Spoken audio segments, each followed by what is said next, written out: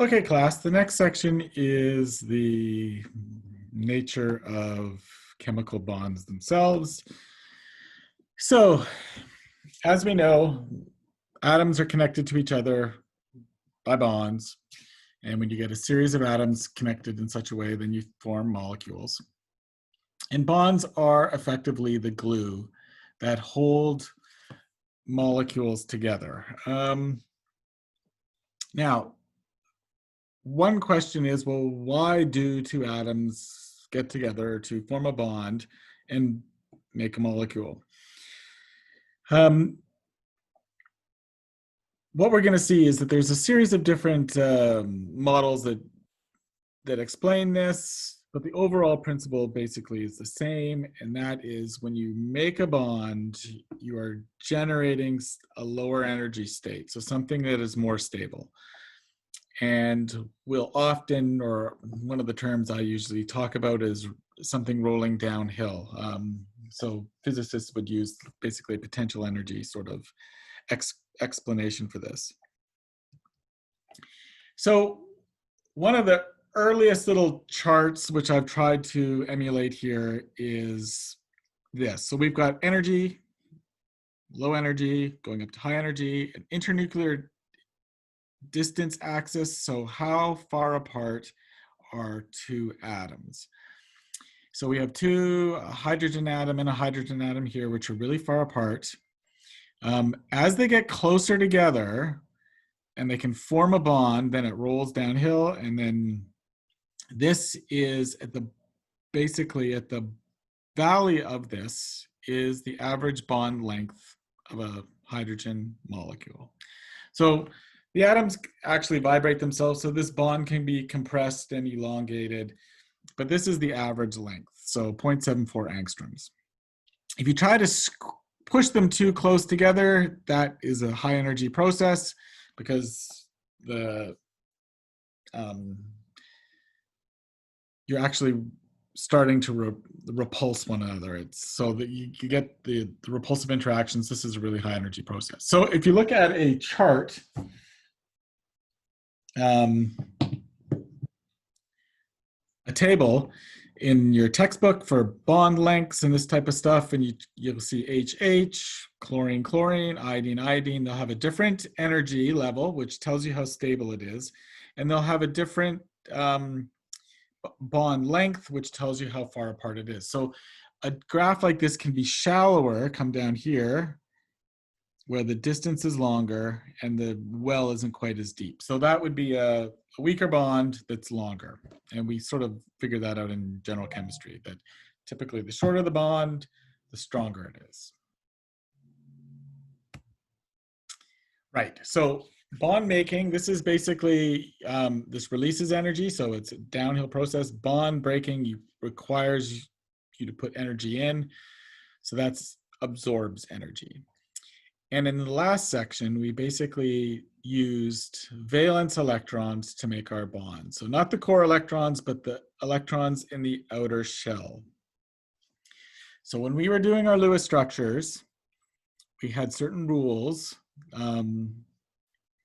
in that each atom is trying to get the electronic configuration of the closest noble gas.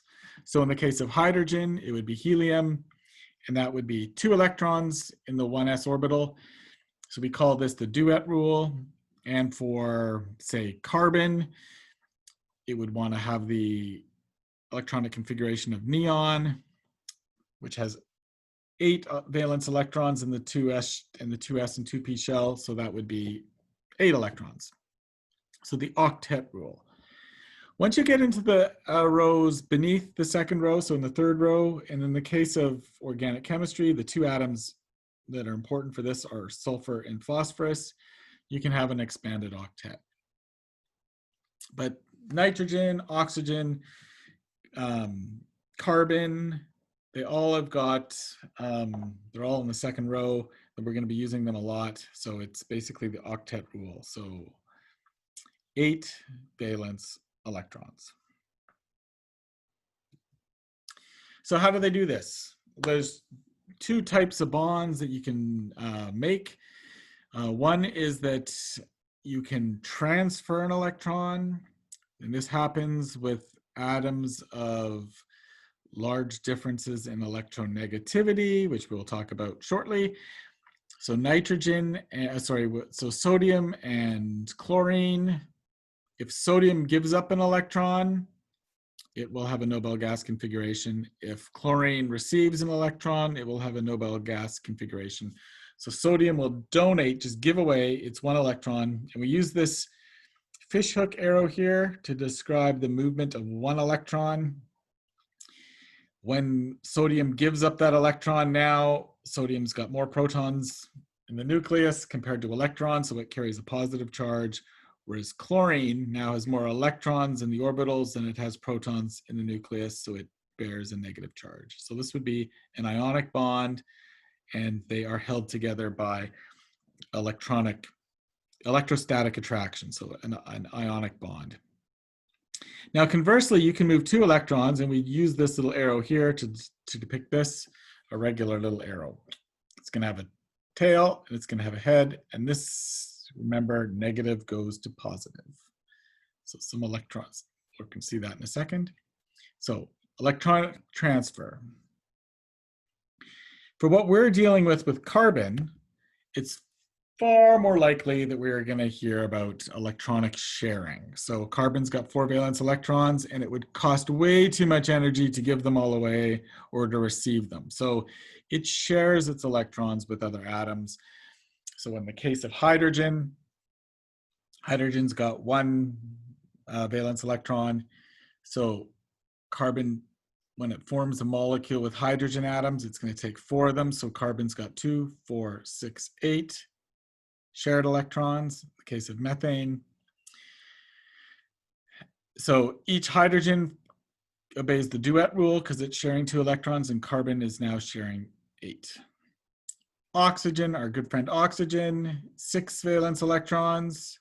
Hydrogen's got 1, so when it shares, oxygen will still have 2, 4, 6, 8, and each hydrogen will have 2. So these little ways we've drawn here are Lewis dot structures. When we were drawing Lewis structures, this was the first step we did. Later on, we converted these little dots to lines, and we'll do that in the next section.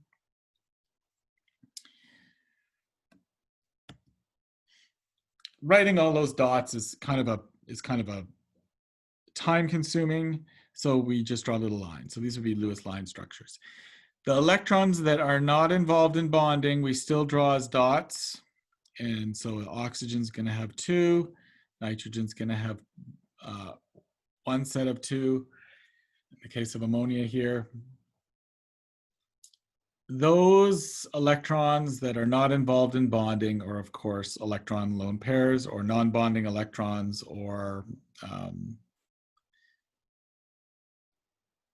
lone pair electrons. There's 3 different names. So anytime that we're sharing electrons to form a bond, those are covalent bonds. So the next section, we're going to talk about the various different types of covalent bonds.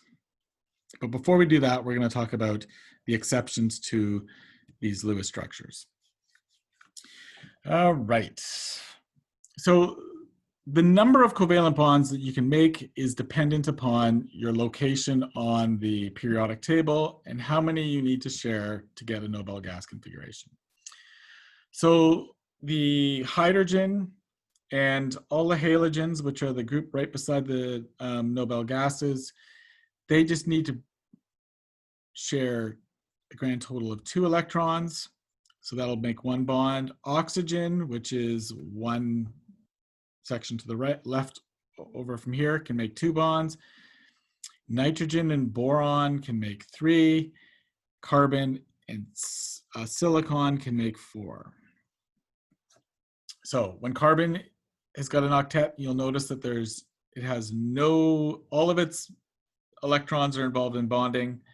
So it has got no lone pair electrons. Nitrogen has got 2, which are non-bonding electrons. Oxygen has got 4, so 2 sets. And the halogens all have got 3 sets. So valence electrons not used in bonding, as I said before, lone pair electrons or non-bonding electrons.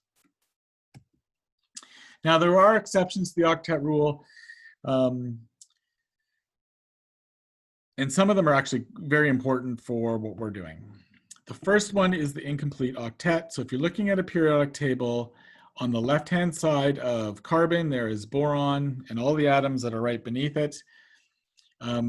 They all suffer from an incomplete octet. So because boron's got 3 valence electrons and hydrogen each has 1, when it forms borane, you'll notice that boron's only got 2, 4, 6 valence electrons, the incomplete octet. And this is really going to influence the chemical reactivity of borane. In fact, if you put this into if you take inorganic chemistry, you'll see how boron deals with this incomplete octet. It's quite interesting.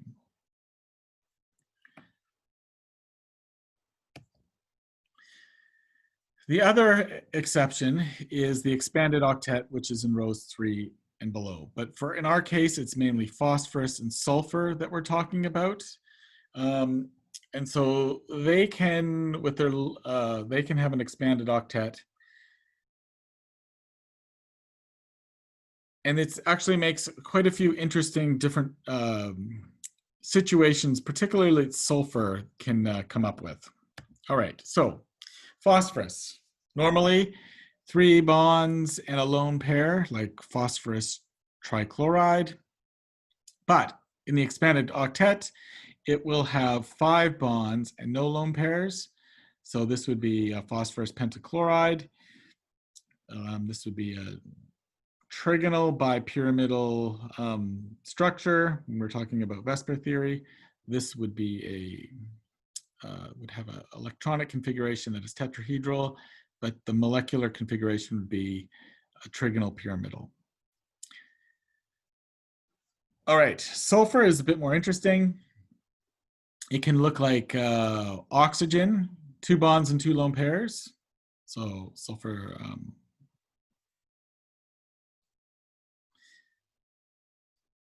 in this case here, or it can have 4 bonds and 1 lone pair.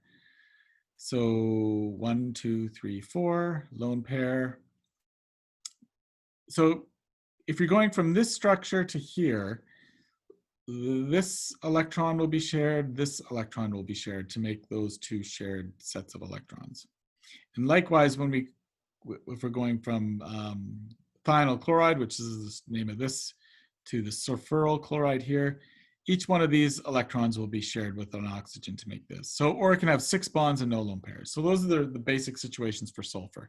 2 bonds, 2 lone pairs, 4 bonds, 1 lone pair, or 6 bonds and no lone pairs. The last example is odd electron molecules. Nitrogen, because it's got 5 valence electrons, often you can find examples of nitrogen, which has got like nitric oxide here, where this nitrogen has got 2, 4, 6, 7. When you have a odd electron species, we call these radicals, and because it's an odd electron species and it doesn't have a complete octet, these tend to be very reactive. We will do a small section on radical chemistry later on in the course. They are really important, particularly in biochemistry. You will have heard of radical species in the body which do serious damage to your DNA and this type of stuff. In this case, we've got a carbon with 1 electron here. This carbon's got 7 electrons. This is technically called the methyl radical. This is a very reactive species as well. So we'll come to the radical section a bit later on. And that was it for the nature of chemical bonds.